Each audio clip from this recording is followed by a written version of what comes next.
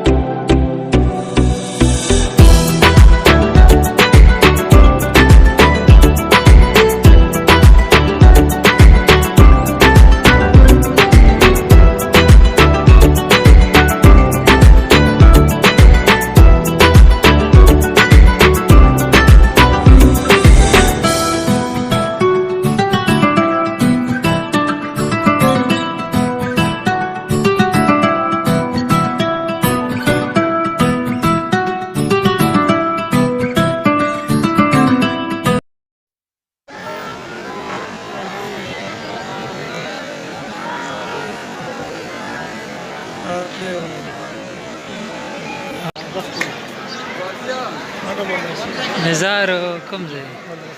دی